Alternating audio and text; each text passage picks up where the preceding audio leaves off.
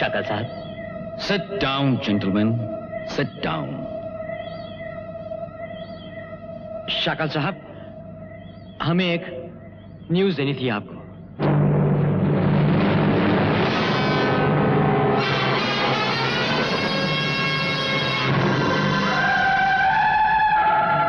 मैं जानता हूं। बैठो।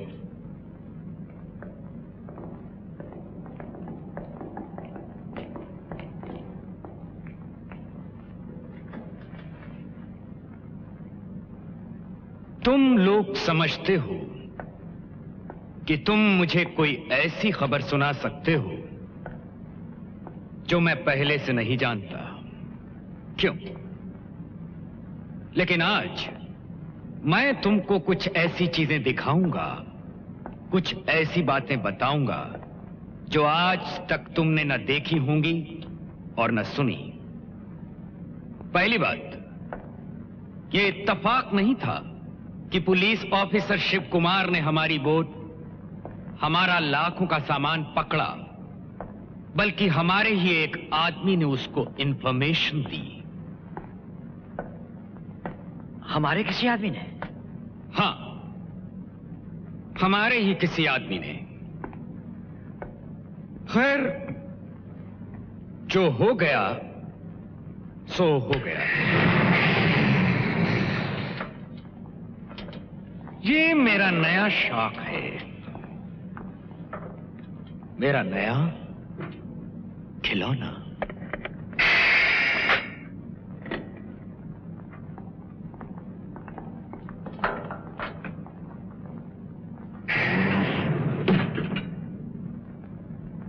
नहीं समझे?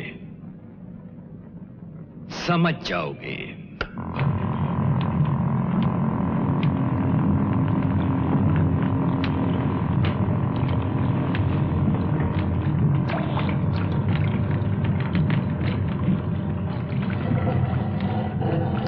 अब तुम इस खिलौने का खेल देखो।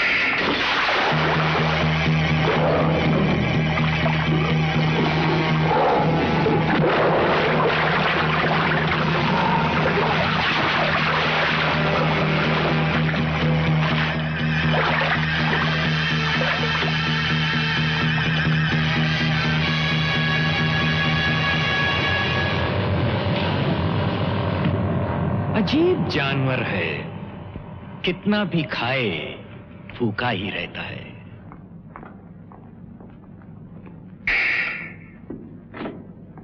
क्यों? हमारा खेल पसंद नहीं आया?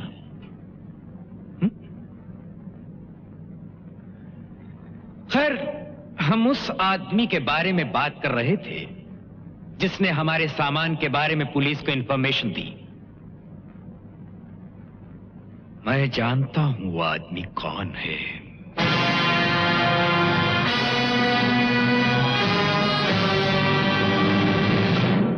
आप जानते हैं?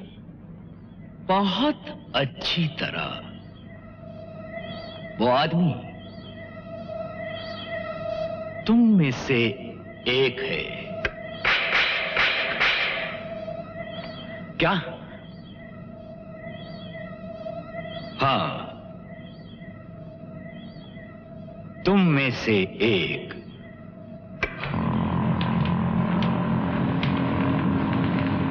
तुम लोग ठीक सोच रहे हो।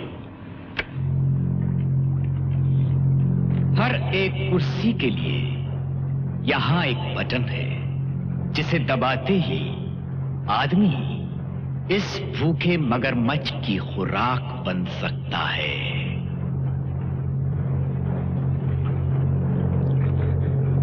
लेकिन शाका साहब, वो हम में से कौन है? हो सकता है तुम हो, तुम भी हो सकते हो। नहीं। या तुम या तुम।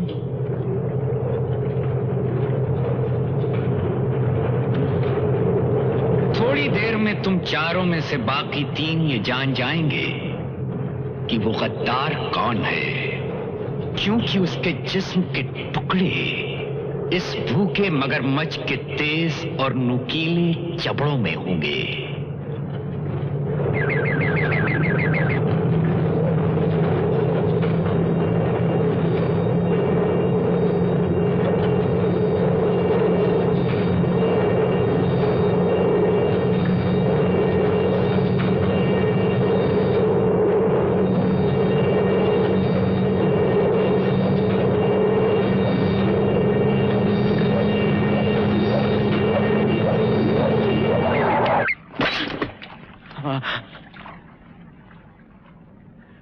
नहीं शका साहब, नहीं, मुझे माफ कर दीजिए, मैं ऐसा कभी नहीं करूंगा।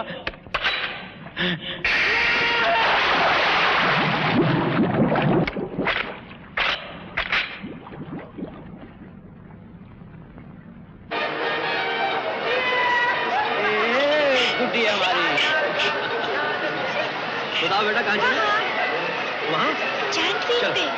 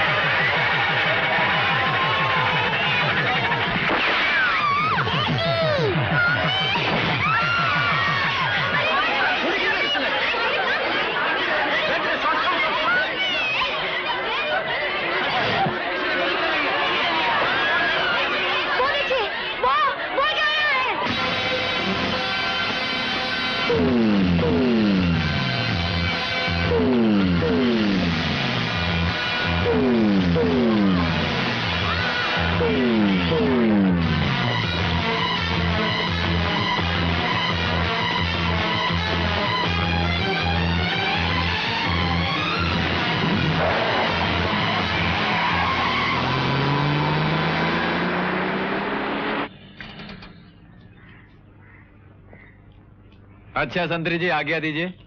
एक बार अंदर आए थे, फिर कभी नहीं आएंगे। चलो रवि। हाँ चलो भाई चलो।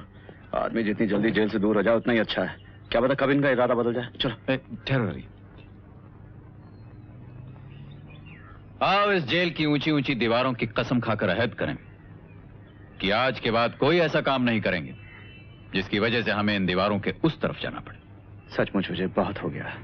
अब हमें शराफत की जिंदगी शुरू करनी चाहिए। इरादा तो अच्छा है भैया। हाँ, आज तुम मुझे भैया कह सकते हो, इसलिए कि उस दिन तुम दोनों को गिरफ्तार एक पुलिस अफसर ने किया था। लेकिन आज इस जेल के गेट पर एक भाई अपने भाइयों का इंतजार कर रहा था। भैया, हम बहुत शर्मिंदा हैं। हमें माफ कर दीजिए भैया। हम जानते हैं कि हम दोनों की वजह से आपको कितनी तकलीफ पहुंची होगी। मेरे माफ करने या ना करने का सवाल ही पैदा नहीं होता। तुम्हें अपने किए की सजा मिल चुकी है। मैं तो एक भाई होने के नाते सिर्फ इतनी उम्मीद कर सकता हूं कि अब तुम लोग ये आवारगी, ये गैर जिम्मेदारी की जिंदगी छोड़कर सही रास्ता अपना लो। यकीन कीजिए भैया, अब ऐसा ही होगा। गुड। Very good. चलो घर चले। भैया समझ में नहीं आता कि भाभी के सामने ये मुंह लेकर कैसे जाएंगे। अरे फिक्र मत करो, आज तुम्हारी भाभी तुम्हें कुछ नहीं कहेगी। क्यों? आज का दिन उसके लिए बहुत बड़ा दिन है। आज हमारी शादी की सालगिरह है। आज आपकी शादी की सालगिरह है? अरे बस बस बस, फिर तो हम ऐसे आएंगे कि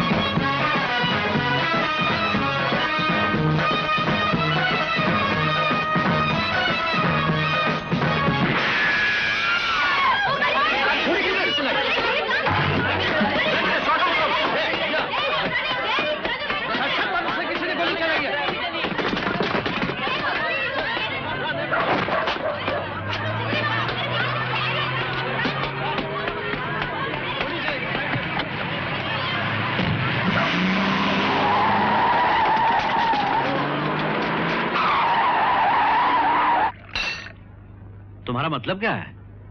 उन स्मगलर्स के पास जाकर माफी मांगू या अपनी जान बचाने के लिए बुजदिलों की तरह ये नौकरी छोड़ दूं? भैया बात हमेशा बुजदिली या बहादुरी की नहीं होती, कभी कभी जिम्मेदारियों की भी होती है। हम ये नहीं कहते कि जिंदगी में फर्ज की कोई अहमियत नहीं है, लेकिन फर्ज के नाम पर इस तरह जान खतरे में डाल देना कहां तक ठीक है? भैया देखिए ना, अगर यही हालात विजय या मेरे सामने होते तो और बात होती, लेकिन आपको भाभी और गुड्डी के लिए भी तो सोचना चाहिए। ठीक है, तुम दोनों ठीक कहते हो। मैं शीतल और गुड्डी के लिए अपनी नौकरी छोड़ देता हूं, लेकिन तुम दोनों ने कभी यह भी सोचा कि मेरी जगह जो दूसरा पुलिस ऑफिसर आएगा उसकी भी बीवी होगी, उसके भी बच्चे हो सकते हैं। अगर दुनिया का हर पुलिस ऑफिसर अपनी हिफाजत के बारे में सोचना शुरू कर दे तो शायद कानून जैसी कोई चीज ही ना बचे। आप नहीं जानते भैया कि भाभी आप क्यों नहीं समझाती भैया को? इन मामलों में मेरी बातें कहाँ सुनते हैं? लाखों बार यही बातें मैंने कही हैं, लेकिन कोई मानने वाला हो तब ना। ओफो, तुम सबने तो मिलकर राय का पर्वत बना लिया है। आखिर मुझे हुआ क्या है? आज तक तो कुछ हुआ नहीं, और अगर कुछ हो भी गया तो फिक्र क्या है? तुम दोनों तो हो शीतल और गुड्डी की देखभाल करने के लिए। अरे जिसे जिंदगी ने दो जवान भाई दिए हों वो मौत से कैसे डर सकता है? हा? Hello Shiv here. Mister Shiv Kumar, मुझे आपकी मदद की जरूरत है। मुझे आपकी पनाह चाहिए। लेकिन आप कौन बोल रहे हैं? रंजीत, वही रंजीत जिसने आपको शाकाल के सामान के बारे में खबर दी। शाकाल को सब कुछ पता लग चुका है। उसके आदमी मेरे पीछे लगे हुए हैं। मैं अहमदाबाद हाईवे के चाइना ब्रिज के पास से बोल रहा हूँ। आप फौरन यहाँ आ जाइए, जल्दी प्लीज। Hello hello hello.